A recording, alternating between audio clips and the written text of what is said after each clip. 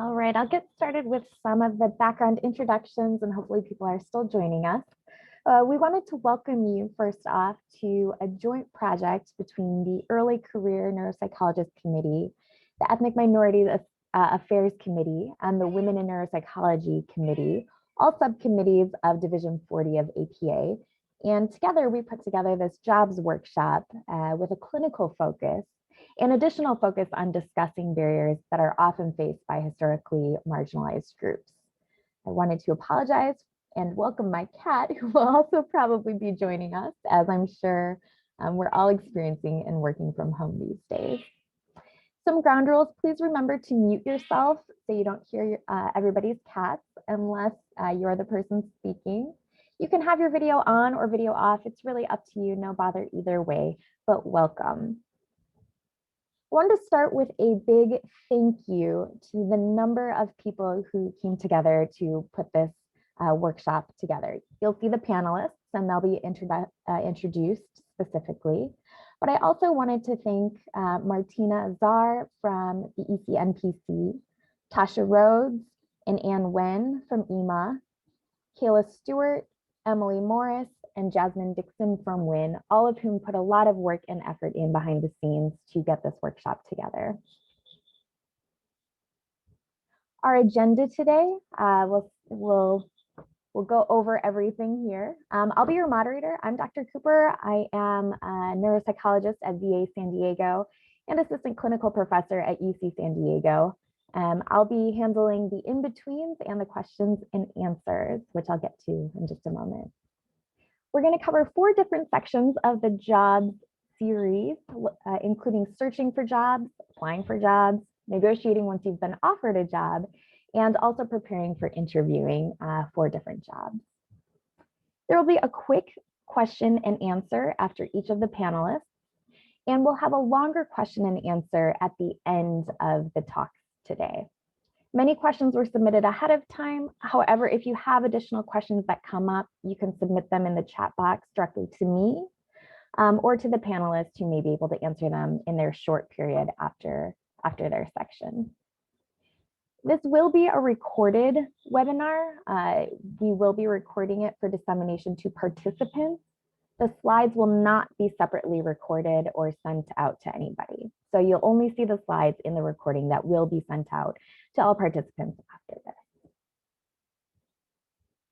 With that, I'd like to start by introducing Dr. Alicia Vandenbusch-Jantz. She is currently completing her first year as a staff neuropsychologist in the Department of Neurosciences at Spectrum Health Medical Group in Grand Rapids, Michigan, where she works in acute care, inpatient rehab, and conducts outpatient comprehensive neuropsych evals, in addition to supervising postdoctoral neuropsych fellows and serving on a committee focused on improving the management of ICU delirium. She earned both her master's and doctoral degrees from Palo Alto University in Palo Alto, California, completed her internship in neuropsychology at the Pittsburgh VA, and her 2-year neuropsych residency at the James A. Haley VA in Tampa, Florida. She's a member of the American Board of Professional Psychology, the American Congress of Rehab Medicine, and the International Neuropsychological Society.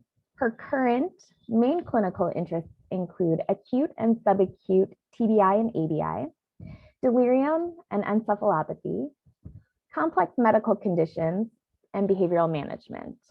She also conducts both individual and family adjustment to disability therapy at both the inpatient rehab and outpatient level.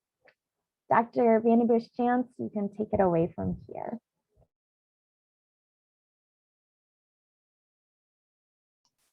Thank you, Dr. Cooper. Can you guys hear me?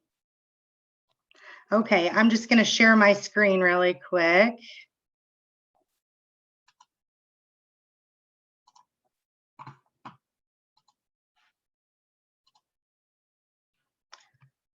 Okay, can you all see that?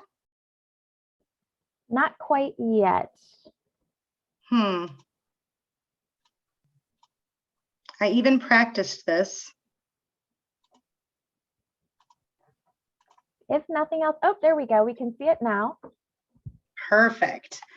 Okay, So, welcome to one of the most exciting, terrifying, and stressful times in your life. The moment that we've all been waiting for on this path, the job search. So, in addition to the stress that you're all already feeling about applying for a job, now you get to add another layer, which is finding a job in the middle of a global pandemic, which is something of its own. So for this portion of the presentation, I plan on keeping it really broad. As you know, the process is going to be variable and really influenced by the type of job that you're looking for. Whether that be private hospital, VA, private practice, community mental health, the location. So, where in the country or even world you want to practice. And then description, is this an inpatient or an outpatient job? So I'm not going to go into a lot of depth about the CV, cover letter, salary, or anything, because that's going to be discussed later in the presentation. But I'm just really going to focus on the search, who to talk to, how to navigate the process, general timelines, how to prepare, etc. And I'm going to provide some specific tips and tactics given the pandemic, and also focus a little bit on the historically marginalized groups that Dr. Cooper talked about, with the latter being, really important when you're constructing your materials and during your interviews. So just a disclaimer, because we can never do a presentation without a disclaimer. These views and opinions are all mine alone, and just the experience that I had speaking with, my supervisors and whatnot. And this, is not the view of my employer or any other organization. So just a friendly reminder during this journey. I think this is really important, and a lot of supervisors, mentors, and colleagues and friends said this to me, your first job does not necessarily mean your forever job. And I think it's important to reflect back on this throughout the process. Just when deciding, which position is the best fit for you in your life currently. So it's really easy for us to get caught up in the, what about 5 years from now? And the answer to that is don't worry about that right now. And just kind of focus on the here and now. Does this current job, fit with the life that you have right now? And also keep in mind that the job that you're looking for right now, or the job that you inquire about to organizations, might look different when you start, just given, the pandemic and everything that's going on. So make sure to clarify some of this when you're getting information from these employers, but also remember that, in our field, flexibility is key, and people will be looking for that, when they're talking to you about positions. So let's see here. So just something that I thought was really important, and we talked about this a lot when we were meeting about, what we wanted you to hear and know for your search. It's really important for you to identify your values and what's most important to you, and then stick to those. So let's say there's something really specific that you know about yourself, like, I don't think I could work in acute care during a pandemic. Or I won't be satisfied doing telework every day. Things like this will be really important for you to think about before kind of starting your research on different positions, to really consider, what are kind of my hard boundaries for my job, and specifically just giving the changing times, and, really thinking about these marginalized groups. Is there a specific area in the country that you just wouldn't feel comfortable living in? We don't want to force ourselves into a box to try to fit a job. We want the job to fit us, because that's what it's all about. We've been told that with practicums, internships, postdocs, and it's just really important for us to keep this in mind for a job, because although it's not our forever job, it is a job that we're going to be in possibly longer than any of the training positions we've been in. And we want to make sure that it is the best fit for us, like I said. And another thing to keep in mind is, it's going to be important to remember that this is an evolving process, and you'll probably change your mind several times. But I would encourage you, as my supervisors and mentors encouraged me, just don't sacrifice your values on this journey. It really is about what job you're going to love, your quality of life, and there will be more jobs on the market, regardless of the pandemic and or your own personal values. So, who to talk to and where to look? Well, there are a lot of different places. Remember that network that our supervisors, mentors, and every other person under the sun has told us throughout training. This is the time to put it to use. So for this major milestone, it's going to be really important for you to utilize that network and really make it known that you're looking for a job. Tell everyone. You'd be surprised at the information you can get by just putting yourself out there. So utilize this network and remind them often, even if you feel like you're being annoying, you're not. They were in the same position as you. So ask them to send you anything and everything. So specific people, training directors, supervisors, managers, peers and colleagues can be so helpful. I know a lot of my fellow postdocs, we would send each other different postings for jobs that we found, and that was how most of us got our jobs, was just by networking with each other. And then, consulting listservs. I would recommend that, now you put yourself on all of these listservs listed. So Division 40 for neuropsychology, then we have the neuro list, and then Division 22 would be for rehab psychology. And there are a lot of positions that may be listed as a rehab psychology job, but they really are looking for a neuropsychologist or a mix of assessment and maybe some brief cognitive remediation therapy. So I would encourage you to join all of those. And then also just join the websites as well. So the Division 40 and 22 websites, INS, AACN, NAN, and USA Jobs, really important, because then you can start getting emails telling you when a new job is posted, and you really feel like you're up to date with the most recent information. And then, I'm not sure when conferences will take place again, but they post a lot of jobs, and jobs that haven't even been sent out via email yet oftentimes get posted on those boards. So definitely check there if and when we get to do those conferences in person again. And then, of course, Google. I cannot tell you how many times I typed in, clinical neuropsychology jobs on Google, and it really generates a nice list of jobs across the entire country. So I just thought that was helpful.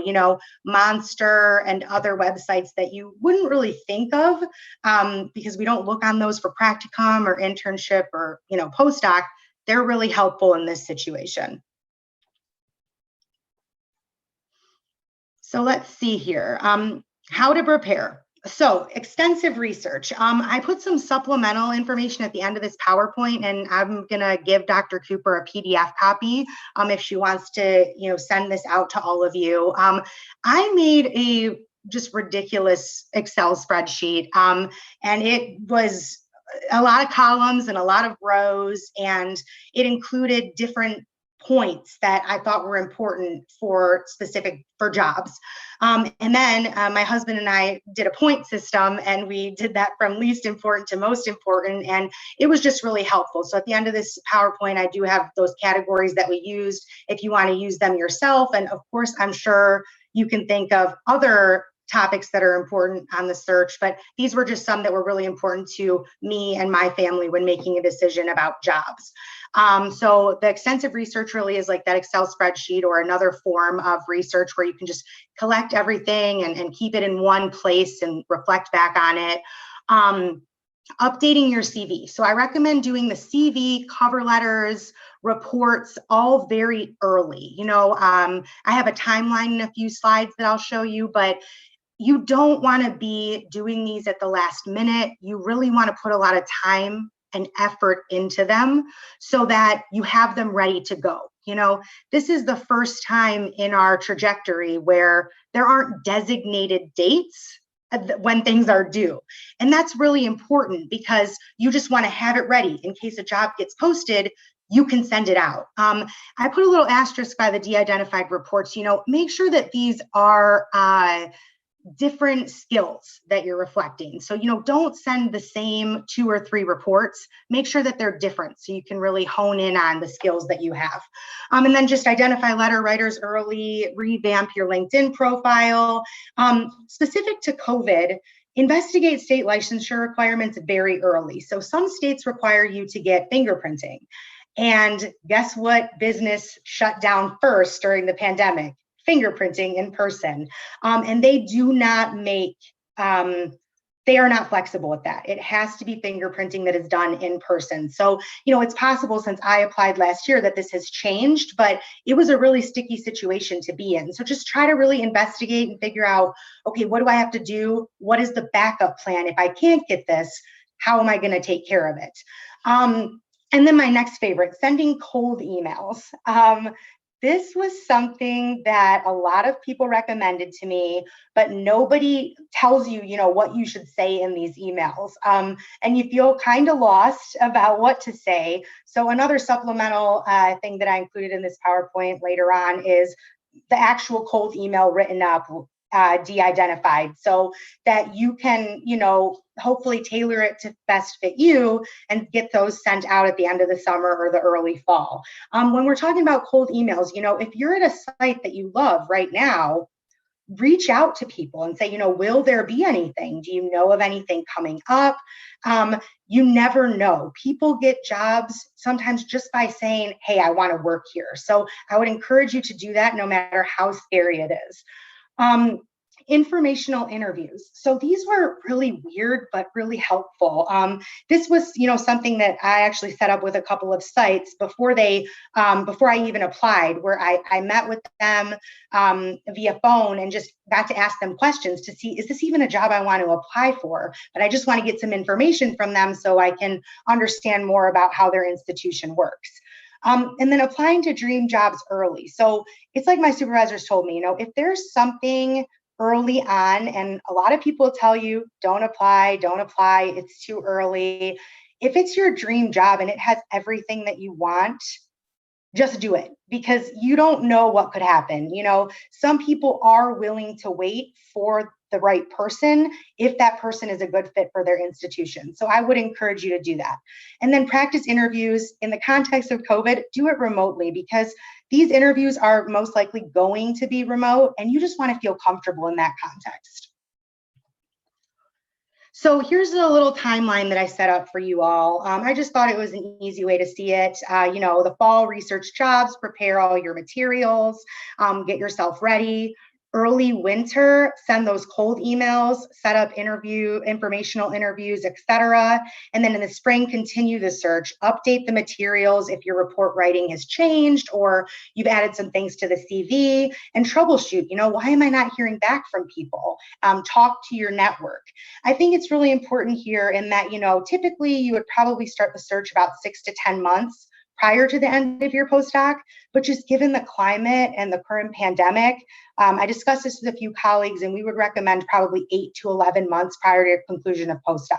So if you're sitting here panicking, don't panic, because it's still early and some positions haven't even posted or they're still in a hiring freeze, but it's just something to think about. Everything's going to move a little slower right now. Okay, so this is really the bread and butter of the presentation, which is, important factors to consider. So during these informational interviews, so the first thing is really job description. You're going to want to ask questions like percentage of time that you get for each thing, clinical work, teaching, etc. And, do you have a technician? Who's going to do your scheduling?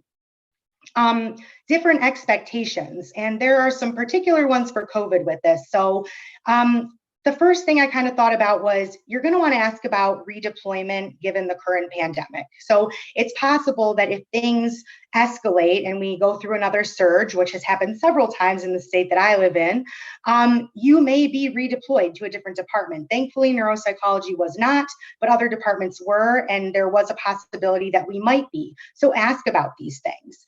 Other expectations just in general would be, what skills is the team missing and how does your employer think, you'll fill those?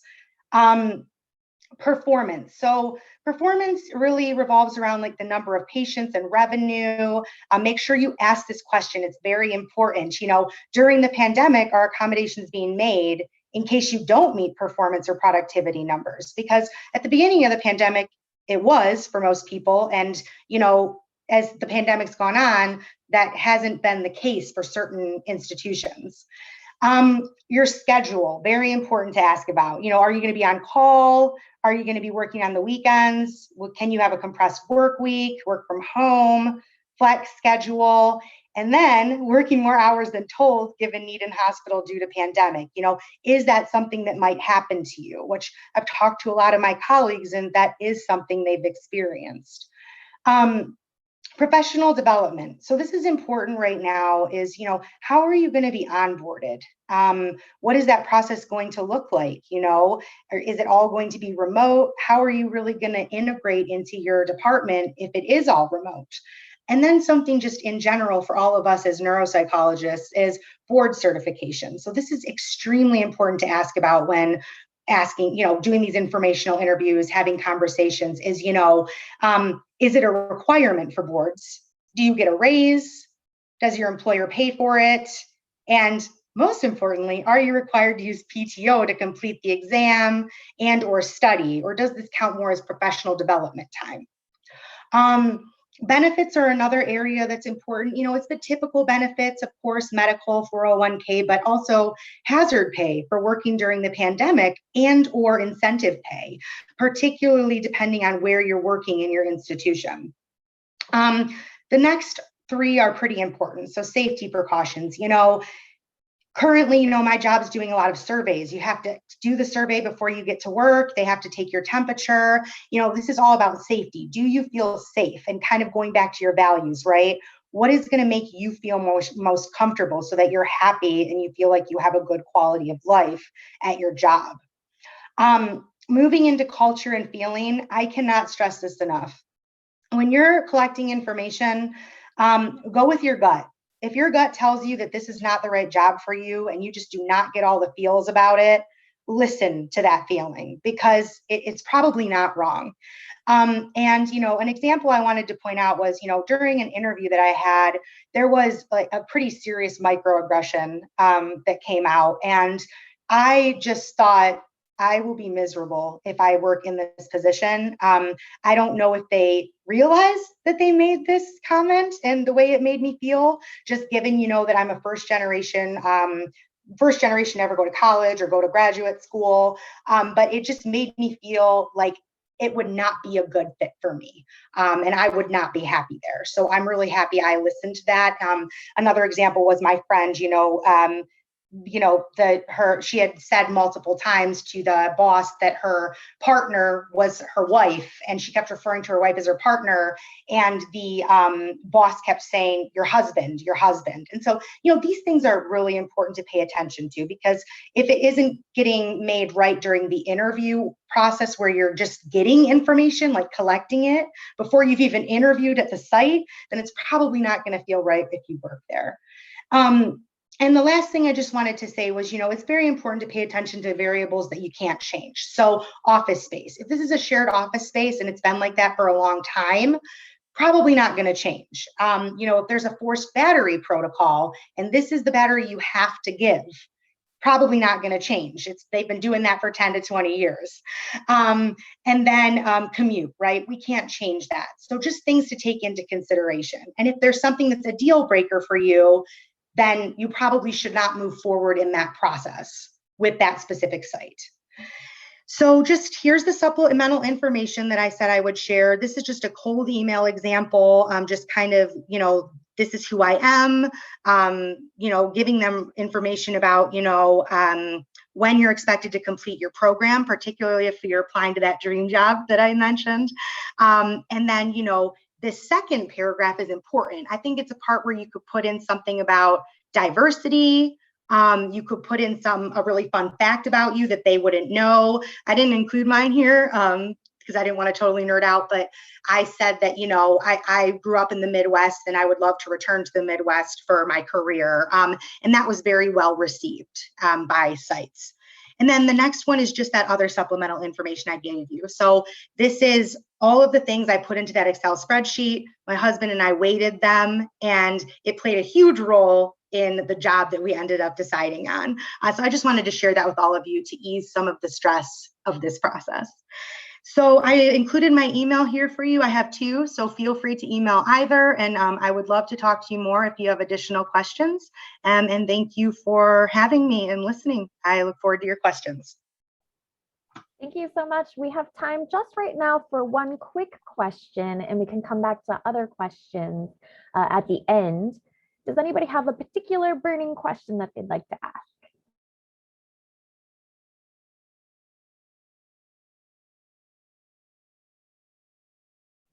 Perhaps you're brainstorming. If you do have questions, you can certainly, again, put them in the chat box, and we have time at the very end for some more Q&A. Thank you so much for sharing. I'm going to go back to sharing my screen. If you would unshare yours, please, Dr. Vanden Busch. Thank you.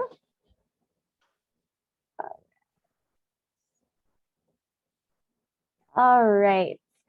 Next up, thank you for covering the search process for the job. The next process part that we're going to discuss is actually applying for jobs. Dr. Kristen R. Dwyer, my friend from internship and postdoc, Dr. Dwyer, received her PhD in clinical psychology from the University of Maryland in 2018 and completed her internship at UC San Diego VA Consortium. She then completed her 2-year fellowship at UCSD with a dual focus in serious mental illness research and clinical neuropsychology. She's been a staff psychologist and clinical neuropsychologist at VA San Diego since August of last year. Dr. Dwyer, you can take it away. Great. Thanks, Dr. Cooper, for that wonderful introduction. So let me start some screen sharing here. And then you can let me know.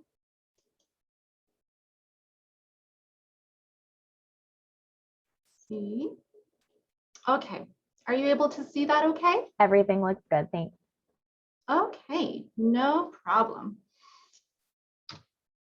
All right, so similarly, I just wanted to start off and say that I do not have any disclaimers. And in the interest of time, I'm just going to dive right into the material. And so I'm going to really be focusing in today on, how to really tailor your application to the job that you're applying to set you up for success and actually getting that, that dream job that we all want.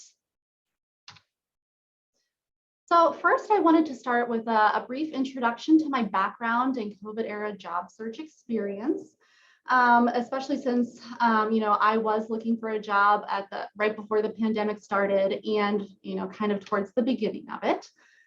So briefly, in terms of my background, I've had very broad clinical training, with about half of it being in neuropsychology and half of it being in interventions for trauma and psychosis spectrum disorders. At a variety of settings, so VAs, academic medical centers, and community mental health centers. And between December and May of last year, I ultimately ended up applying to 14 different jobs before I accepted my position in June. And just to give you an idea of the types of jobs I was applying to, it was a mix of private practice, VA, academic medical center, Kaiser Permanente, and even an assistant professor position.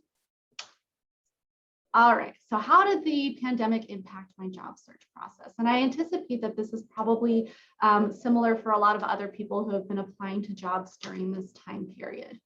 Well, firstly, I definitely applied to more positions than I think I may have done so otherwise. And also I increased my geographic radius as I noticed that there seemed to be a decline in job postings at the start of the pandemic. Secondly, some of the private practice positions that were advertised, and even some of the ones that I had interviewed for, were later removed or kind of offers rescinded. And as Mara and colleagues from summer of 2020 noted, there's been a meaningful proportion of neuropsychology clinicians and their staff who were immediately affected economically by the pandemic, with clinicians in private practice differentially affected. Additionally, I applied to a broader range of positions, some of which had much less neuropsychological assessment than I would have preferred when I think about kind of my dream job. But really, I had to be flexible and consider positions that, you know, maybe had a little bit more intervention than I was ultimately hoping for. But some helpful advice that I received from one of my supervisors last year that helped kind of calm those nerves about applying for different jobs and, you know, what if it's not the perfect job that I really want? The advice that he gave me was really, you know, do an excellent job every time and you will get to do what you really want to do. And so far, even in my current job, I found that really to be true. And so I hope people keep in mind or keep an open mind when it comes to the job search process. And even though most of the impacts of the pandemic on the job search process have been pretty stressful, there are some positives, right? So it has provided the opportunity to better demonstrate personal flexibility in light of the pandemic. So for example, provision of telehealth services, which is something I hadn't had any experience with in the past, increased participation in didactic training to enhance competencies. So really take some time to reflect on how you've used this time to grow your skill set as a clinician. All right, so now let's get into the meat of it. So let's talk about first harnessing your marketability. So I think about this as kind of like a three-pronged system here. So first, you want to consider your personal characteristics and the breadth of your clinical research, teaching, leadership, admin, etc. experiences as strengths and assets that you really have to offer future employers. So thinking about my particular situation, you know, I really tried to market myself as a bit of a clinical psychologist Swiss Army knife, and I actually used that exact language in some of my cover letters. But it really took me a while to feel comfortable coming to that conclusion. You know, I recall really worrying that maybe I didn't have as much neuropsych experience as others, and maybe I wouldn't be as competitive for jobs in the market. However, when I was really crafting my cover letters, it became clear that a lot of the skills that I've learned through my intervention work and even research, you know, neuroimaging research and psychosis, a lot of those skills translate well to the types of jobs that I was applying for.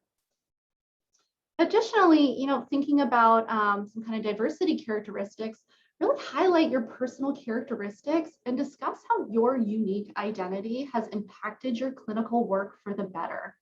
So for example, perhaps you've been someone who's been particularly passionate about culturally informed assessment. So, you know, you might have sought out specific training and how to provide culturally informed neuropsychological assessments that we know are so critical to improving outcomes, reducing healthcare gaps, et cetera. And really, these are very needed services because certainly not all providers are competent in providing these types of services. So you really can help clinics to reach a wider range of clientele with your specific skill set. Another thing is you want to highlight flexibility and adaptability both before and during the pandemic. So, you know, when thinking about all of these, you know, changes we've all had to make in our lives and in our practices in light of the pandemic, you know, think about if relevant for you, review some of the ways in which you've had to be flexible, whether that's things like, you know, learning how to use telehealth for assessments or cog rehab, as well as, you know, maybe providing post-COVID infection evaluations to clients with neurological complications.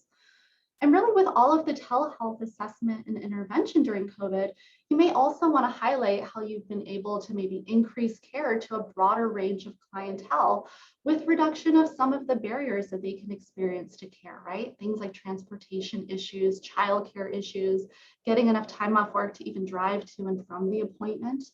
And this could really be especially important to highlight given that the need for neuropsych services for ethnic minority populations is growing, but there really appears to be an underutilization of services by these groups.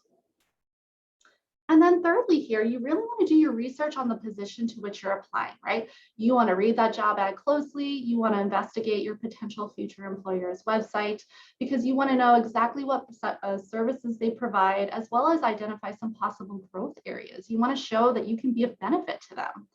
Additionally, identify the types of clients that are served by your potential future employer and how you can think to improve access to care for a wider range of clients. So for example, you might consider highlighting bi or multilingualism if it's relevant for you by emphasizing how you apply that to your clinical work and how that type of a specialty skill would be an asset to your potential future employer. All right, so next let's talk a little bit about enhancing your CV. So ultimately, what type of CV is most likely to impress potential employers? Really, one that is very straightforward, well organized, and tailored to fit the job.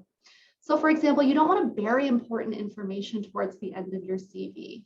Think about if you're applying for a clinical position, you want that clinical experience and potentially even supervision experience up front and center and easy for someone to find. Some good advice I've gotten from a former supervisor as well was to kind of use this 20-second scan rule. If within 20 seconds, you can't quickly look at the first few pages of your CV and really get the main gist of what you can offer to someone as, a potential employee, then your CV is muddled, it's not well organized. You need to do some restructuring. Additionally, it can be really helpful to use buzzwords that you notice popping up in the particular job ad or a potential future employer's website.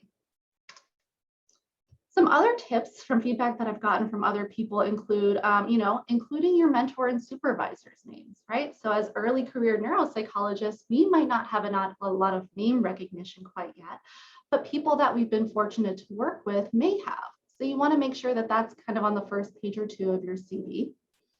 Additionally, get lots of feedback from other people about your CV.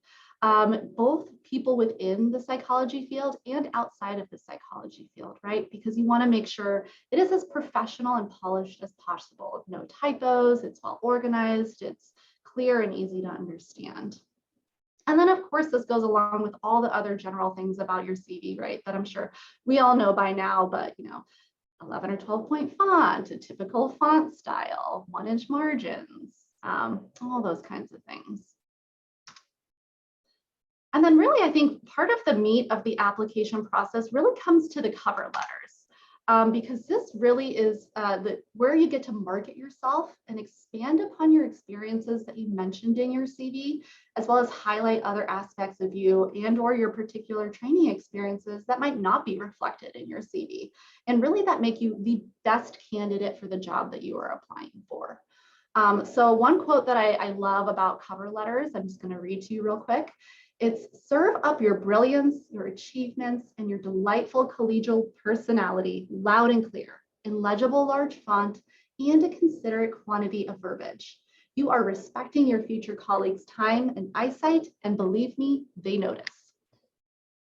So before I jump into more about kind of selling the fit in your cover letters, again, just general basics, never more than 2 pages long. If you're already working at a VA, academic medical center, somewhere with professional letterhead, use that. It will come up as much more polished and professional. Follow normal letter etiquette. So of course, include the date, the name, the actual physical mailing address of the person who you are sending the application to. Always want to use strong language to really convey your enthusiasm about the position. And I also find it helpful to bold and or italicize key terms in your cover letters. Again, this might be someone who's reviewing many, many different cover letters, and you want to find ways to stand out in a good way. So if you can highlight some of your very key attributes or experiences, it makes it that much easier for the person to think, oh, I really do want to more closely read this particular cover letter. And then I mentioned selling the fit, right? So you want to discuss how your experiences will allow you to seamlessly transition into the role to which you're applying to, and how you can even enhance the services that they already provide. So for example, that might be suggesting that you could offer cog rehab in a clinic that is typically only offered assessment services. Or maybe you've already developed strong working relationships with providers in the area, and that could help increase referrals and or new types of referrals or patient populations.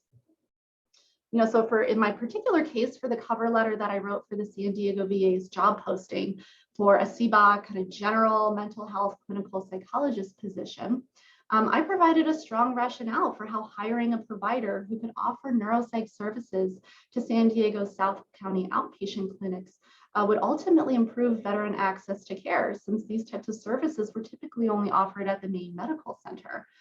Unfortunately, I found out when I was offered the position that leadership was highly supportive of this, and they'd been wanting to expand neuropsych services. And I would have never known that if I wouldn't have applied for the position and discussed that in my cover letter. And then lastly, you really want to, you don't just want to tell them what your skills are, you want to show them your skills. So for example, rather than saying something generic like, oh, I'm passionate about supervising trainees, you might want to say something like, well, having served as a peer supervisor in graduate school, a postdoctoral tiered supervisor for neuropsych practicum students, and an adjunct instructor developing and teaching courses on neuropsychology, biopsychology, and therapy, I highly value working closely with students and trainees to help them meet their specific professional training goals. So really, you want to use strong language like I'm passionate about X, Y, and Z. However, you really want to back that up with specific examples that show the person who's reading your cover letter that you can actually deliver on what you're promising. And then lastly, I wanted to make sure I made available some resources on how to optimize your CV and cover letter. So these are mostly from APA and Psych Today. The last one here I actually really like, even though it tends to be more academically or research oriented, the professorism.com. She also has a lot of great posts related to kind of providers of color, as well as women in academia and other positions. So I thank you for your time. Here's my contact information. If anyone has any questions after today, I'm happy to always talk to anybody. And I think if there's time for questions, I can answer one now.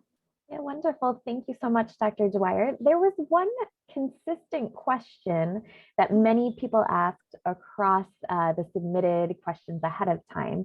Okay. And that was around how do you restructure your CV for an early career position versus what we do on postdoc or internship. And I'm wondering if you can take a few moments and help us answer that.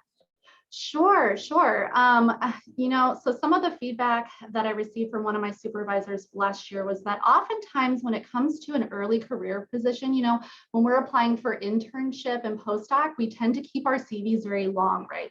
We talk about all the experiences that we had in these different types of clinics because we want to show that we have these different kinds of competencies. But oftentimes for these early career positions, it's time to kind of shorten your CV, right? So take out some of the meat and maybe just more leave it to the clinics that you've worked in, the people that you've worked with, and kind of your position in the year that you were there. I will say I took a little bit of a different approach, again, as being someone who was concerned that I would maybe come across as someone who didn't quite have enough neuropsychological experience.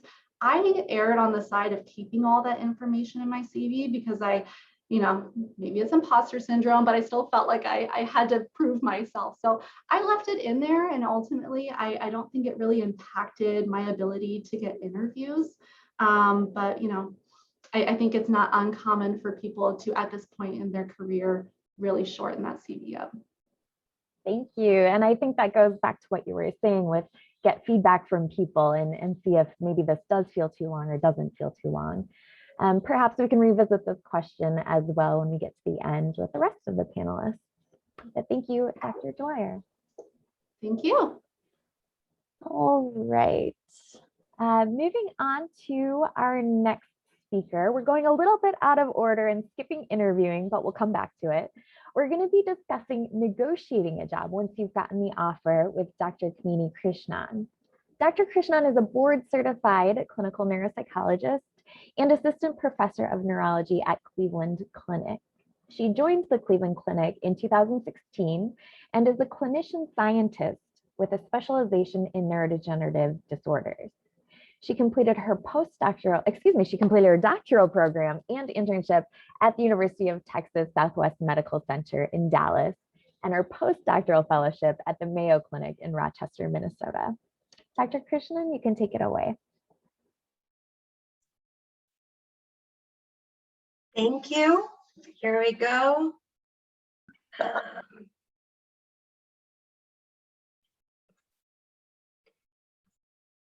Just a second, I can't. Let me try this again.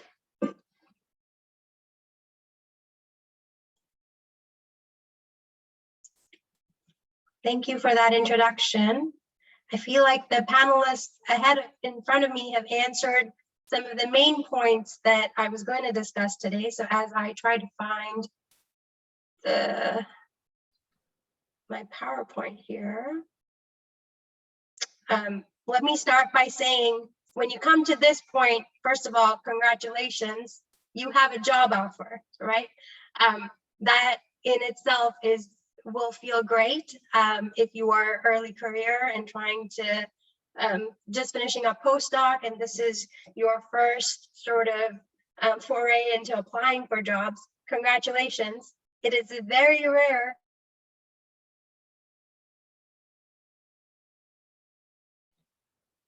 It seems as though Dr. Krishnan's internet may be glitchy, unless I'm the only one experiencing. Job or oh, there you are. I'm sorry, Dr. Krishnan, you jumped out for a minute. It froze for a moment. Oh, and I think it did again. We'll give her a moment and see if it jumps back on.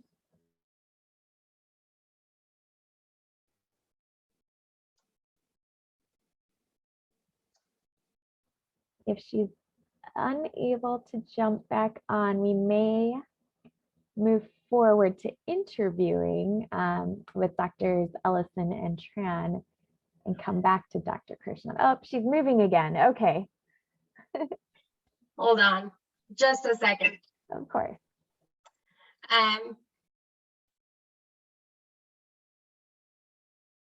Let's try this one more time.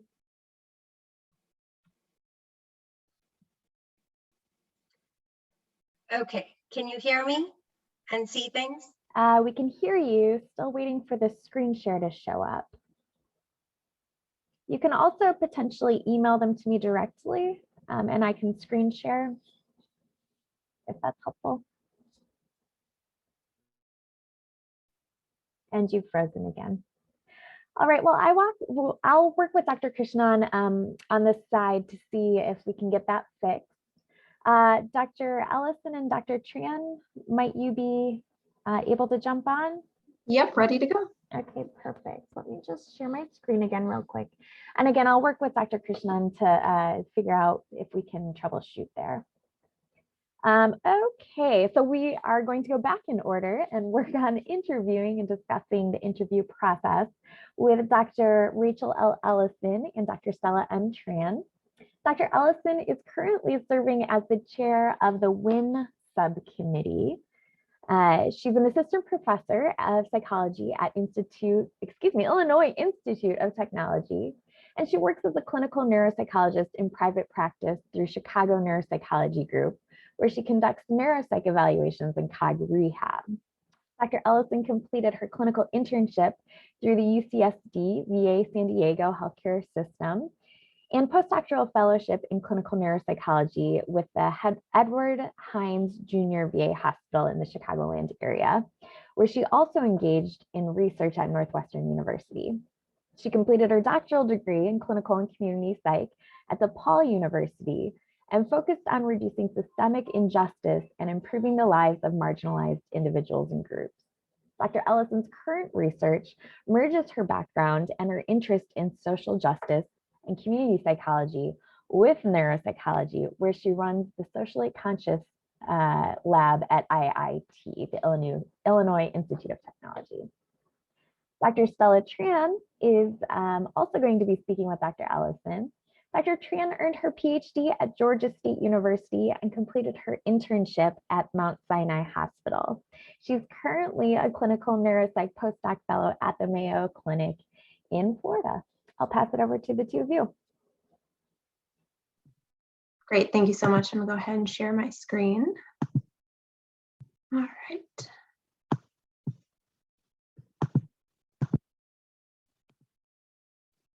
Well, thank you so much for having us here today. I'm excited to talk a little bit about interview preparation, and some of this has been covered before when we're thinking about that informational interview process, but hopefully we'll add a little bit more content as well. I plan to share some advice that at least has worked well for me during the interview process, as well as when I think about interviewing other people.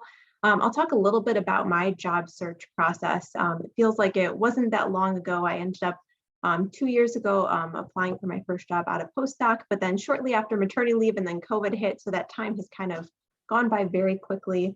And then I also want to discuss a little bit about an important question, at least for me, that came up, was thinking about how to discuss maternity and family leave during the interview process.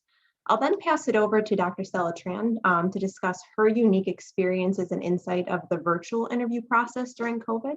I feel a lot of her recommendations will also likely be helpful even after the pandemic, as things might return back to more normal or what normal could be. Many sites might also still continue the virtual interview process. So a lot of her feedback and recommendations, I think, will still hold true then. So I think one key difference about interviewing for your first job after postdoc, and this has been discussed a little bit already, but that even more so than your prior interviews for externships or practicum or internship or postdoc itself, is this is much more about you interviewing them as much as them interviewing you. So thinking about, your first job could be a 1 to 2 year experience, but most likely this isn't just going to be a few day a week or a 1 year experience or a 2 year experience. So it's really important, going back to the discussion of values, to think about what is important to you. What do you want to make sure to ask about? I think given that, it's really helpful to ask to speak to others at the site, other staff, if there's faculty, even ask to speak to trainees to get that other type of information that you might not be able to get during the formal interview process. And part of that's even during that informational interview process.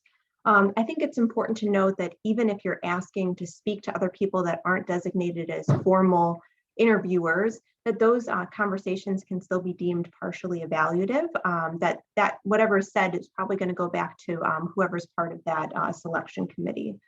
But given that you really want this job, wherever you're going to be a great fit for you, at some point it's really important to understand, as discussed earlier, if it is important to you to have a modified tour of duty or shifted hours or something that's, partially work from home or being able to report right from home, to be able to ask those types of questions. But I think also some of those questions can be asked not just during the interview process, but also once you have the offer in hand, kind of after your interview process as well.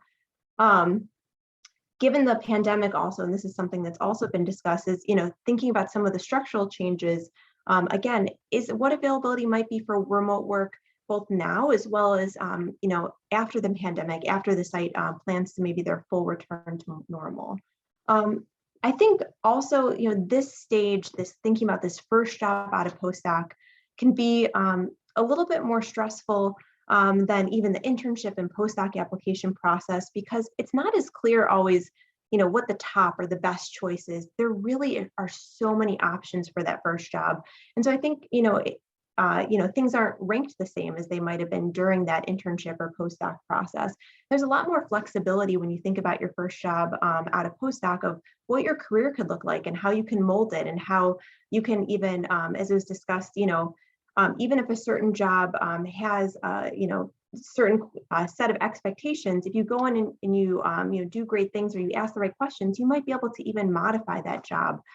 So there is a lot of flexibility to make whatever set of job or whatever experience really a great fit for you. But I think also I really encourage people, because of the wide range of different types of jobs, for this initial interview process, to really sit down and spend a good chunk of time thinking about your past experiences. At this point, if you're applying to your first job out of postdoc, you've had years of externship or practicum, you've had a year-long internship, you might have had your 2-year postdoc, you've had so many different clinical, research, mentoring, teaching positions. And sometimes some of that information, even though you kind of know it, some of those details are really great training, experience, leadership opportunities can kind of get lost a little bit in the, so I think it can be really helpful to even just writing out and brainstorming of all the different positions you had. What were those great leadership positions? Were there, conflicts that happened? How did you solve them? And just starting to flush them out, just so that, think about our neurons, all those neurons and all those connections are kind of fresh during the interview process. So if someone asks you a question, you'll have more information that you've recently accessed to be able to pull and connect in different ways, to be able to really showcase your wide range of experiences and accomplishments that you've had. I also think it's really important, to think about what your story is. And so I wanted to start by sharing a little bit of my story to show that, there can be a lot of flexibility in how you get to your job, even if it hasn't been exactly the straightest career path. Personally, I found neuropsych a little bit later in my graduate career. I was first in community psychology, and then later on even found that neuropsych existed, fell in love. So even before, applying to my job out of postdoc, I already had to think about crafting my story and how to navigate explaining to even my internship site, why my dissertation wasn't in neuropsych and why I had all these other research experiences related to social justice and community psychology. In thinking about my job after postdoc, in part of graduate school, I originally started as pediatric, and then in applying to internship, I really realized I wanted to have formal training in trauma-related therapy as well as in brain injury, and the best place to get that was in the VA. So I ended up applying to internship in the VA, thinking, hey, I'll go back for postdoc in pediatric. This will be a really great experience. Turns out after internship, it was really important and a value for me to come back to Chicago. And there were no pediatric postdocs for neuropsych in Chicago. So figured, hey, I guess I'll stay with adult. I love the VA. Was a great choice for me. I fell in love working at Hines VA for postdoc. But then during my postdoc experience, I was really intentional about, hey, I'm going to continue teching in pediatrics. I'm going to do a part-time research position so that I can set myself up. But then after postdoc, quickly learned, hey, you really needed an internship or a postdoc in peds to continue. And there were no even adult clinical positions after postdoc. So I ended up finding an amazing fit of a job in academia and then moving into private practice. But part of when I was applying to an academic job, which was something I was totally not expecting, really thinking about what my story was and how to craft it and how to frame my experiences to show all the great diversity of experiences, diverse experiences I had, and how it was a really good fit for that experience and for that position. I think something that's important when you're applying to any job with that is to frame positively any weaknesses you might have. So if you don't quite have all the things that the site is looking for, I think describing things as, instead of saying something like, I've only had this one experience in blah, blah, blah, flipping it and saying something instead of, I've had this experience in da, da, da, and therefore that's why I'm really excited to continue to have that experience at this job. It's going to be a really great fit and build off of this experience that I've had. So I think, any areas that you might not feel as confident in your experiences, really try to frame positively and avoid any statements in your interview of, I've only had this or I've only had one of these, because I think it's all about how you craft your narrative and craft your story. And it was said earlier in thinking about your cover letter materials, but it's, again, so true for the interview process, is if you can use the site's specific terminology and framing your story for that specific site, the way they talk about their mission and values, that all is so helpful and it's really important to do your research, do your homework on the site and how they're talking about themselves. Some other, I think, really important general interview advice is just confidence and excitement. When you're applying for a job, people want to know that you want to work with them, that you want to be there, that you're excited about it. And so really making sure to be able to convey that excitement and that confidence, both in the job, but I think also that confidence in yourself as someone coming into interview. And so some of that might be doing some interview prep for yourself and some positive self-talk.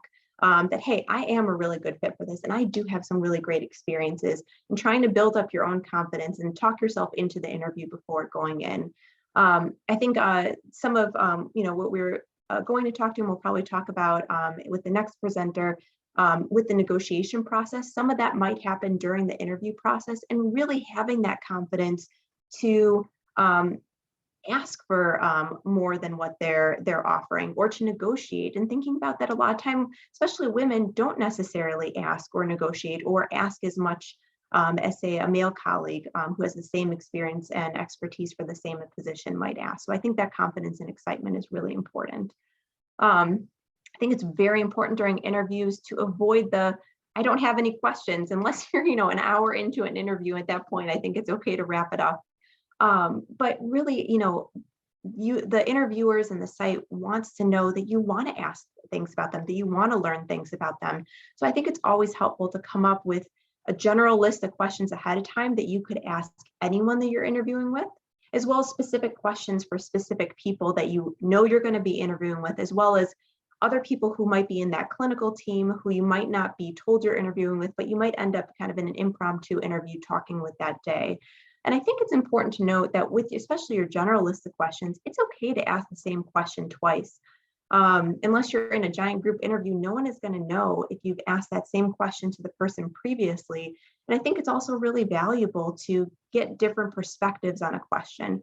So asking the same question twice can help to avoid that, I don't have any questions, I'm all good, and to be able to come up with more questions, as well as, again, get that different perspective. I think in general, it's always phenomenal to make sure to get the interviewer talking. So, make sure to not spend only time researching the site, but each person that you're going to be interviewing with, to know their experiences, their background, if you can find out where they trained.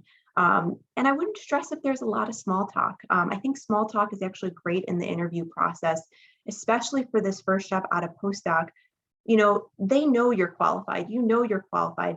You have all the experiences. You've had a clinical internship. You've had tons of externships. You've done research.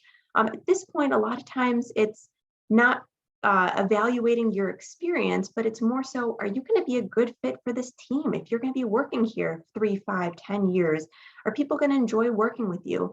And so I think that small talk can be really nice. And so getting the interviewer talking can really nice. And think about psychologically, people like to talk about themselves. So if you get the interviewer talking, feels really good for them too. And it's going to be a more positive conversation. So in the interview, natural flowing conversations will be great. Some sites might do more formal, like if you're at a VA, might do more formal standardized interviews, or some things that might look a little bit closer to what happened on internship or postdoc, but some it might just be a naturally flowing conversation. And that's okay if they didn't ask you a ton of questions. They have your CV and they pretty much, as I mentioned, know that you're qualified, and are just looking for, are you going to be a good fit and are we going to enjoy working with you? Something that really I know is stressful for me and important for me when I was applying for my first jobs out of postdoc was finding out about what the places I was applying, what was their maternity and what was their family leave. And I think this can be a really stressful question to try to ask.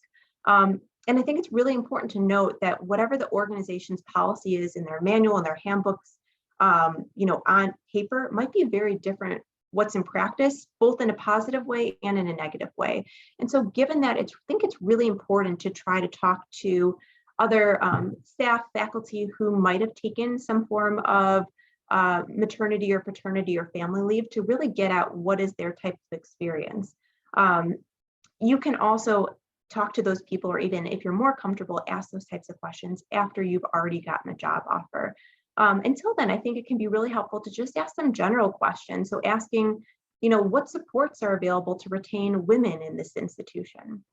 Or, a question like recognizing the challenges that women face in the workplace, what structural changes has, whatever employer addressed to reduce these challenges for their women employees? You can also ask different questions to get at a sense of what the climate is for women in the workplace, such as, how is this organization's how is their commitment to retaining and advancing women in their careers demonstrated at that employer? Or even, how are women represented in leadership within this organization? All these types of questions can give you a better sense of what the practices might be, as well as other types of practices or childcare opportunities, things that could be helpful related to supports for women in the workplace. It is, though, very important to know your rights. So, if you're interviewing to know if you're pregnant or showing, you do not need to disclose that information to the employer until you are ready to do so. You also should not, during the interview process, be asked about questions about your partnership status, if you're married, if you're single, about your health status, and that includes pregnancy. Anything like that that could bias the decision-making process, you are legally not allowed to be asked those types of questions. And honestly, truly, it's the institution or department or university, medical center, wherever you end up doing interviewing, it is truly their their job and their responsibility to share this information to all applicants, regardless of, if you look like you're a woman of childbearing age. Everyone should be getting this information. And so, asking for this information should really truly be taken off the applicant's burden and shifted to the employers, honestly, to provide this information directly to them.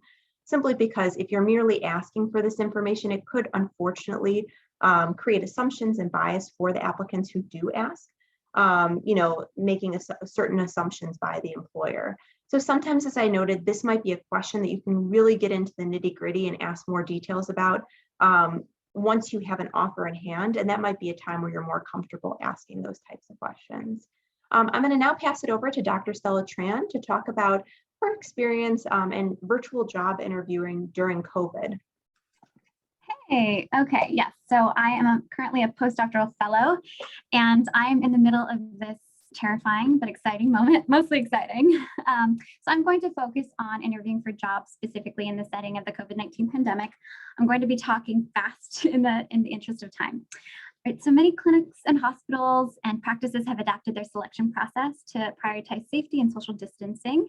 And oftentimes this translates to an interview process that is either partially or 100% virtual. So I'm going to share some ideas of ways to get information about certain aspects of the job that we might normally get from an in-person interview and don't necessarily get from virtual meetings. So the obvious piece of information that would be important to ask about is the physical geographic layout of the workplace. So on an in-person tour, you get a chance to see the actual office spaces.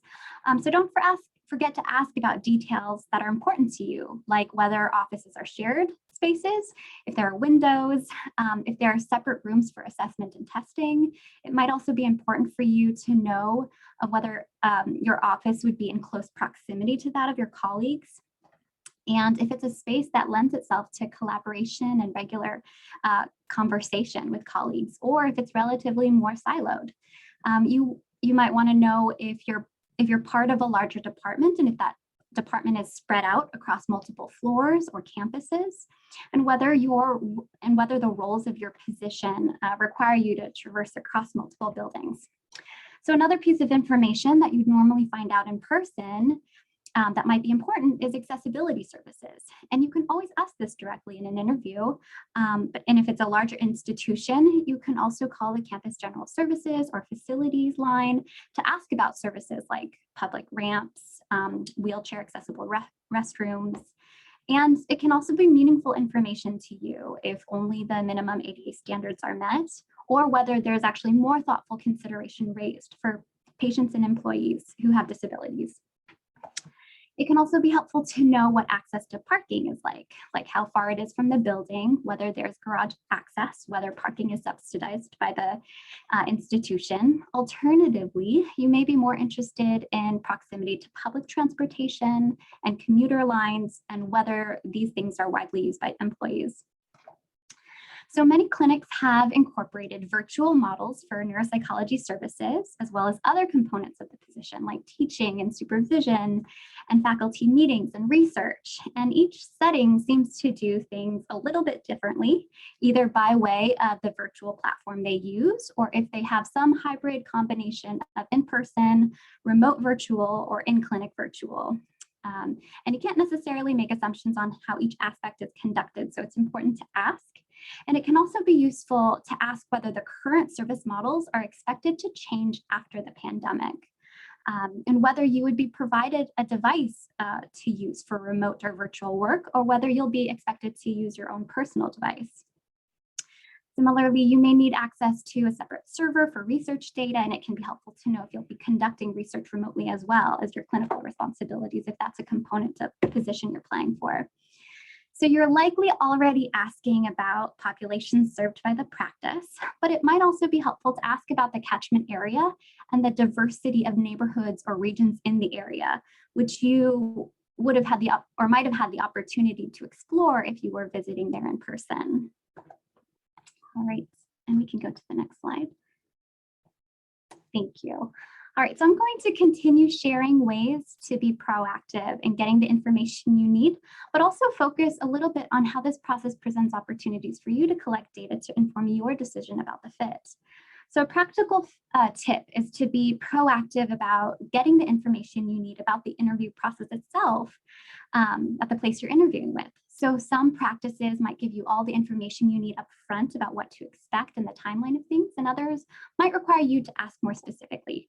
For instance, you might want to have contact numbers of the interviewers in advance of your virtual interview in case you or they run into technical difficulties. And also there may be an on-site visit as a subsequent phase of the selection process.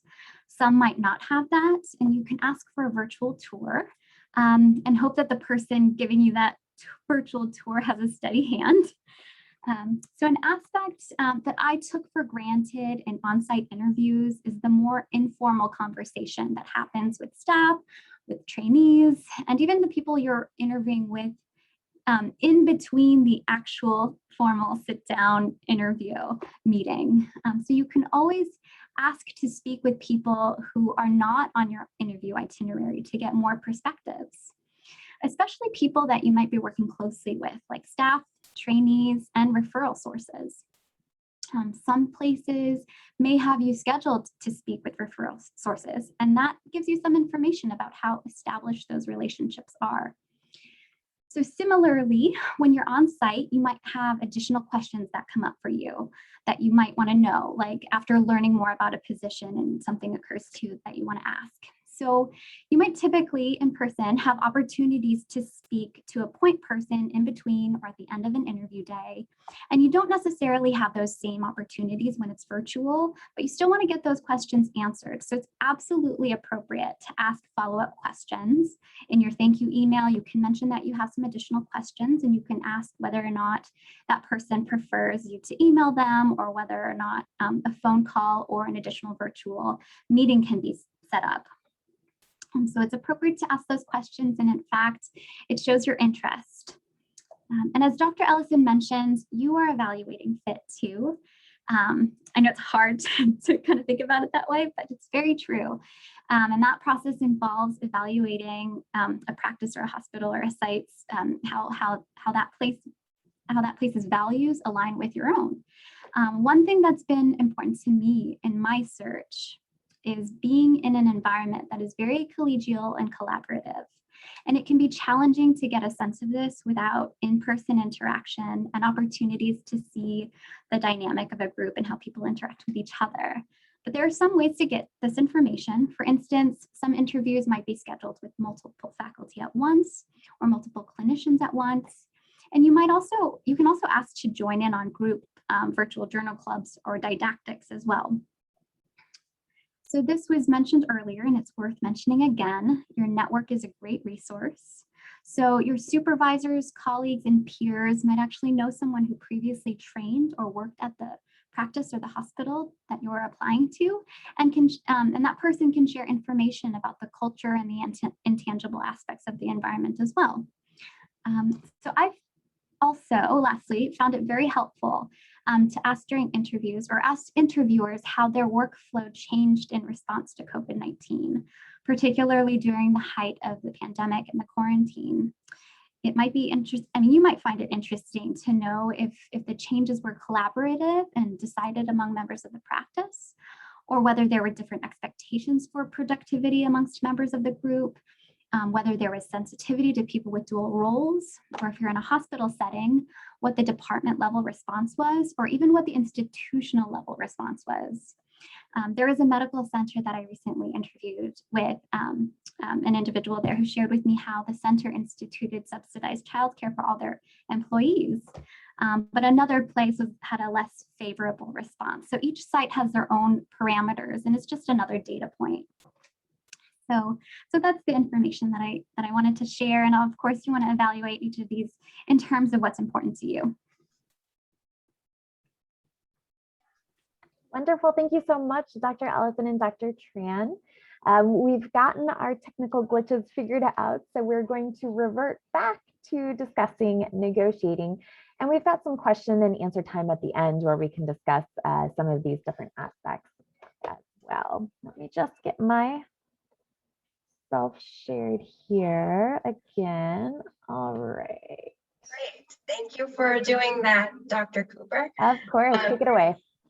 All right. So my role really is to talk about the negotiation piece, which I hope you will all eventually consider as a fun part, because at this point you really have an offer in hand. And if you don't negotiate, you have a job, right? There is something to celebrate right in that piece. What research suggests is that most people don't negotiate their position. They take the offer that they get. That is more likely to happen in a pandemic as well. You may just feel like, I have a job, I'm going to take it. First jobs are also times where individuals are so sort of focused on trying to get something. You're in the mindset of postdoc and internship where you want a position that people may not negotiate. The good news is, at least according to Glassdoor's survey, between 2016 and 2019, in 2019, more people were negotiating. It is not surprising that women and minorities are less likely to negotiate. You should not be surprised to hear that information. I think that's something that we've heard over and over in our careers. It's important to note that most people who negotiate are successful.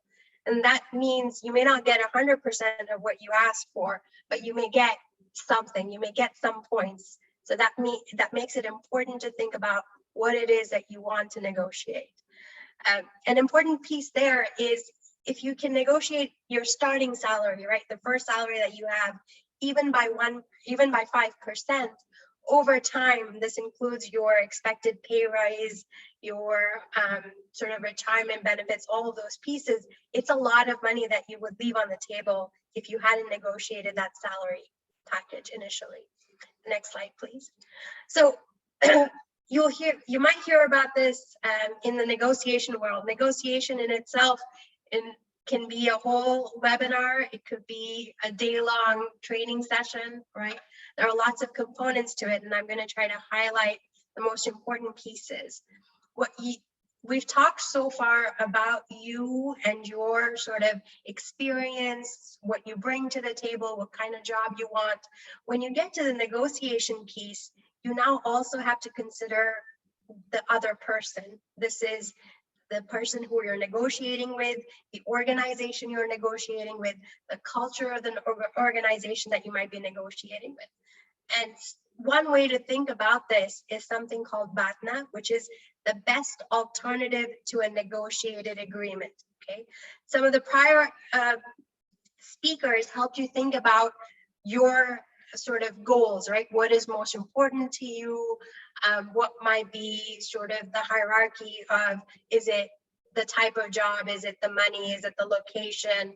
Or all the other aspects? I would say that is sort of your aspiration point, and you would be the employee. The employer has similar sort of things in mind when they are considering a candidate, right? They have unmet needs that they're trying to hire for a position. They have to sort of think about the culture of the organization. If there are other neuropsychologists, they have to think about sort of what they might offer you and how does that compare to what is already being offered to people there, right? And there has to be a sense of fairness at times that the employer has to consider. So when you're in that negotiation sort of space, you have to think about the employer and put yourself in their shoes. Next slide, please. So doing your homework, we've talked about this already, so I won't go into details. You have to have that point and know that point where if the negotiator didn't give me X, I will walk away from this deal, right? You need to know what that might be for you. The next slide. And your employer has similar things in mind. If you ask for 100 things, like I said, it's very rare that somebody would take an offer back, right? But they may sort of have concerns about what they can offer you and how much they'll be willing to sort of negotiate with you. Next slide. What's negotiable? A lot of this has already been talked about. I think the only one that we didn't maybe consider is signing bonus. So if you always want to sort of try to increase your salary, because in the long run, that has more of an impact than things like signing bonus and moving costs and those aspects, right? But there are also lots of other fringe, sort of what I consider fringe benefits, CE or educational allowance or ABIP support, office stuff. A piece that we didn't talk about yet is if any of you are international, considering sort of the visa status and those pieces, how to go about that process, how to talk about that process. If anyone's international on this call, I'm happy to sort of help you through those pieces. Feel free to contact me. Next slide, please. What may be negotiable, right? Again, things that we've talked about already.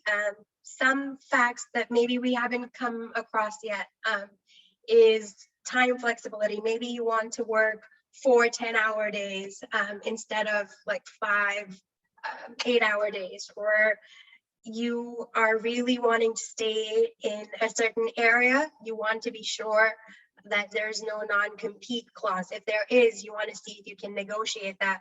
If you're pretty sure that you want to stay in that area, right? Usually non-competes will say that this person you cannot work within X, distance of this clinic for X period of time.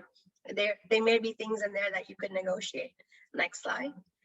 What's generally not negotiable and is really important is the benefits, right? This is sort of money left on the table if you don't take advantage of it or don't know about it. There are some employers that will match your 401k, the dental, medical, sort of general health benefits. Do they have disability benefits or malpractice insurance? All of those amounts can add up over time. So you may have a high salary and very low benefits, or vice versa, and you want to sort of take all of that into account. Next piece. So qualities of an effective negotiator. The most important piece is being assertive, and this doesn't mean that you have to come across as, rude or inappropriate in any way, but this means being assertive about the qualities or the pieces that you bring to the table and being able to talk about it in a logical, sort of well-organized manner. Being flexible, right? There are probably things that you don't know from the employer's perspective that they may not be able to change for you.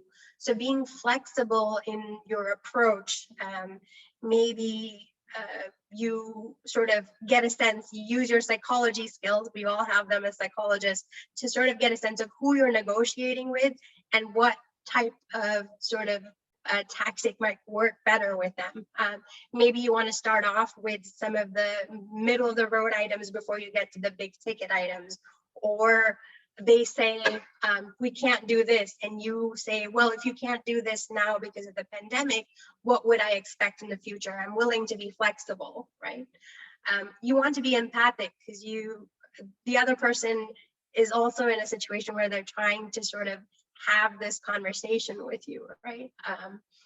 You have to use some of that psychologist sense, which is that social intuition of how to have those conversations, picking up on the nonverbal cues that you can get if these things are done in person or over video, whatever you can sort of pick up.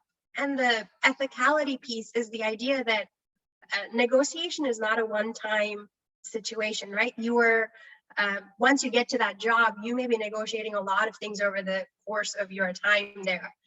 Your yearly appraisals are one, or just sort of negotiating things like supervision or clinical time or days you see cases. So negotiation doesn't necessarily end with that first offer. And you always want to keep that in mind in terms of your relationship with the person you're negotiating and that general team. Okay, next slide. How to prepare. We've talked about this already. You want to seek conversations with mentors, supervisors. If you don't already know what makes you stand out, find out, maybe get help from supervisors and mentors to sort of help you understand what it is about you that stands out, and then think about that in the concept of that position, right? You want to reframe in your own mind. If you don't think that you have that quality to be assertive or that quality to sort of negotiate, something that research tells us, if you think about women in particular, right? Women are really good at sort of caring for, advocating for their children, because they think that one of the reasons for that is they think that they're solely responsible for the well-being of that child. And they do that very well. There's women are assertive when they're trying to sort of get resources or needs or things set up for their children, right? So that means that you have the qualities, you're just not able to sort of use it in a different setting. I want you to remind yourselves of that when you're in a situation such as a job negotiation, and reframing that as a piece of negotiating the pieces that you want to negotiate, whether that's money or time or whatever else, impacts not only you, but it impacts your family. It impacts your sort of social network. It also impacts your organization. Because if you have negotiated something or done something at your level, it will impact everybody who comes after you. Because if you've sort of raised the bar, it helps people after you. So reframing that to sort of think about, this is not just for you, but it impacts other people in your life. And one important way to do all of this is to practice. It is not always easy to have the conversation of sort of, it's one thing to interview and talk about yourself. It's another to sort of talk about, I deserve more money, or I deserve this or that because of X. It's very helpful to practice those pieces. It's also important in the interview process to know who you're going to negotiate with. Sometimes it's the person in HR, sometimes it's the person who may be your direct supervisor. All of those things would be important, because during the interview is when you will get that social intuition or that sense of the personality of the person you might be negotiating with.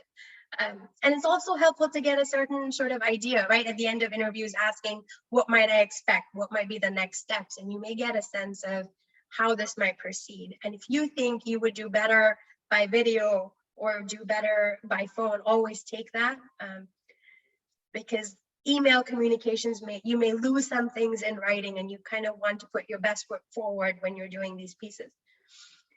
At the end of negotiation, you want everything you have discussed to be in writing, however small it may be, and however sort of minute you think it might be. If it's important to you, make sure that it's in the letter, because after that negotiation is done, that is the only sort of proof you have of the things that they may have discussed or promised you. So in later sort of years, you can bring that up and say, in my letter, it said X, right? Next slide, please. So how to negotiate all the points that you want to sort of negotiate, some of the many things that we've already talked about, whether that's salary or signing bonus, moving expenses, etc. You want to sort of organize it by priority.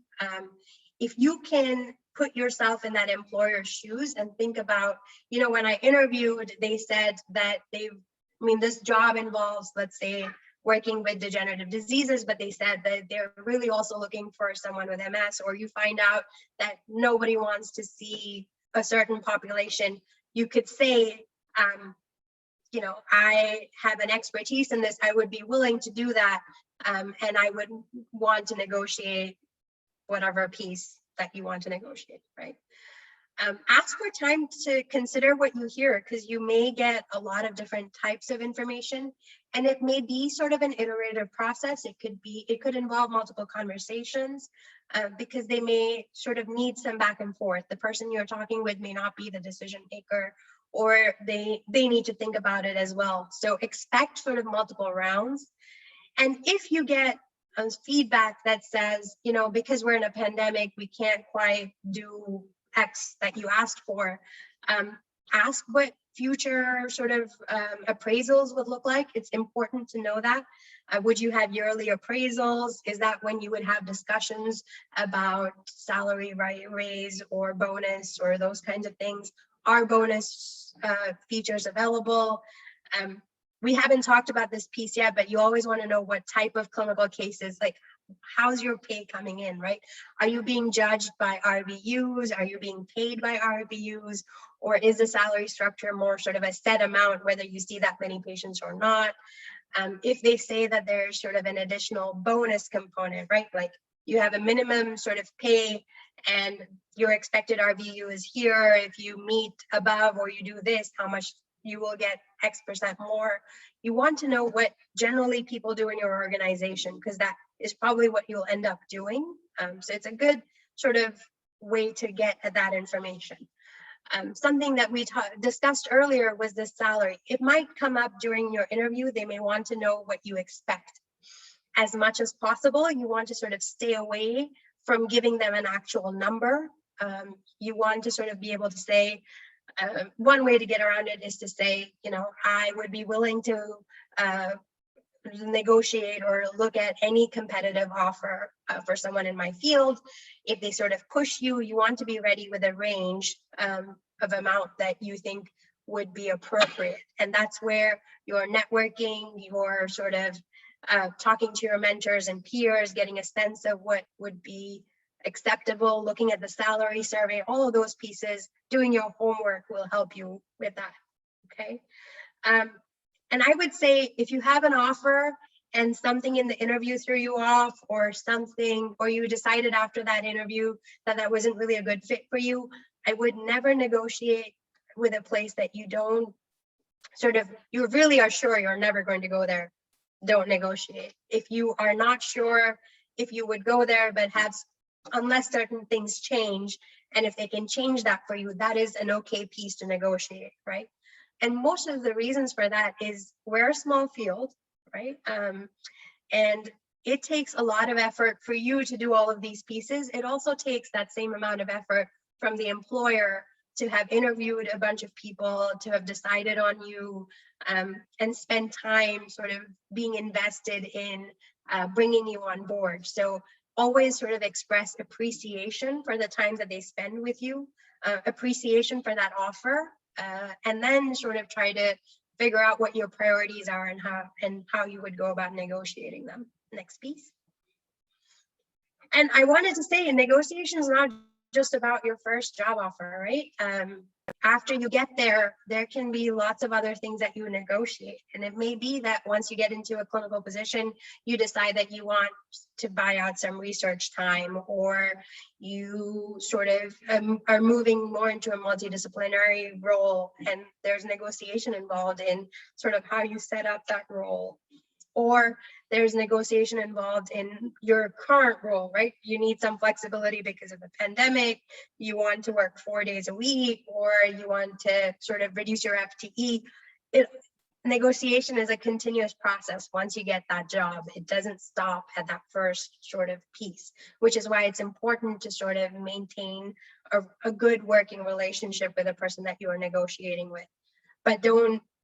But not to the extent that you sort of agree with everything they say. If you're not happy, no amount of money is going to sort of change that situation for you. Okay, next. So this is the point of best outcome, right? There's research that suggests that more money doesn't necessarily mean the best outcome in certain situations, because your job satisfaction is really more important than how much you might make in that facility or that organization. So you really want to think about what's important to you, and what's important to you now may change, 2 years into that job or 5 years into that job for various reasons. And that involves sort of renegotiating with the people there to see if you can continue to sort of make this be a good fit for you. And that is all on my end. Wonderful. Thank you so much, Dr. Krishnan. That was amazing information. Very much appreciated. I want to be mindful of the time. I know we're running a little bit long today, so I understand if people do need to leave, but I also want to open up the floor for any burning questions that people may have to ask any of our panelists at this time.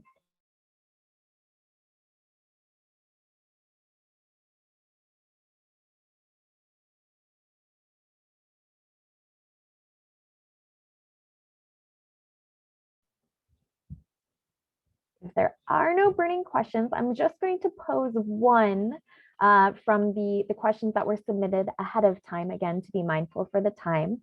I think this one was a particularly interesting one that was asked in different ways by a number of people.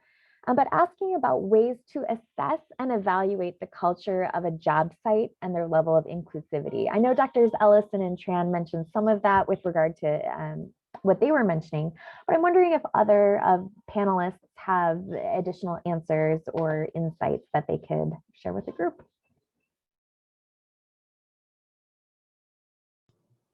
I think that's a really good question. I think the way I did it was kind of twofold.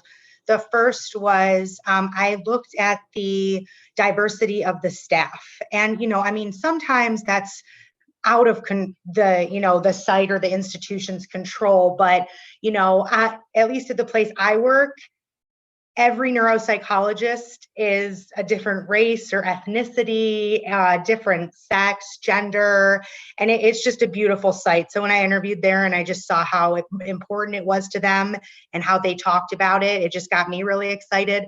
And then asking about the didactics. So are there specific didactics focused on culture and diversity? And if not, are they willing or interested in you kind of starting that and getting it up and running? Because some people are just uncomfortable with kind of having those discussions or getting that started, and they shouldn't be. So a lot of people are open to you starting that if you want. So I definitely think that's a question you should ask. Yeah, and that's a great point. So I have to say, I joined a place, I'm in Cleveland. I knew nothing about Cleveland when I moved here. And diversity and Indian population and things that are Indian were important to me. There were no, I think I'm the only ethnic minority that's a staff member here. And that was part of my interview process, was just to tell them that I knew nothing. I wanted some more information about Cleveland and how the organization itself sort of fostered diversity and inclusion, what they did for those pieces, and more about the city in itself. Depending on your comfort level, you may get some interesting responses. I think some things were very well meant, but they came across a little bit, I would say some microaggressions in there, but I don't think that was intentional. It was just them trying to sort of meet my needs. If you're in places where there are not as many diverse people, Midwest Cleveland, for example, it's helpful to sort of get a sense of the culture of the place, right? How welcoming are they to you? What is the rest of the organization like? Are there certain departments that focus on it? Is that a priority for the organization? You could ask those questions. I think it can also be really helpful, kind of as I noted in my presentation, to talk to people at different training levels and different positions too. So not just to talk to the clinic, the other clinicians you're going to work with, but definitely talk to the trainees, because with different systemic issues that might be going on in institutions, some might be affect some levels of more than others. Talk to clinic staff, so non-psychologists, so who's working the front desk, and really get a sense of what is the diverse range of experiences, and not just the other psychologists or mental health professionals or neuropsychologists that you might be engaging with. I think all that data can be really helpful to give you a well-rounded picture of what it's like at the site. Thank you so much for answering that. Again, being mindful of the time and mindful of the pulls and pushes we all have on that time. I just want to thank everybody again, panelists, those behind the scenes doing a lot of the effort, and all of you for attending this workshop. A recording of the talks will be sent around to those who are formally registered. And Dr. Vandenbusch-Jans also mentioned sending some additional materials around, so I will send those as well. We look forward to having future webinars, hopefully some things in person someday at some conferences, if that's ever to happen again. But in the meantime, on behalf of the ECNPC, EMA, and WIN, thank you for coming to this workshop, and we are grateful for your attendance. Take care, everybody.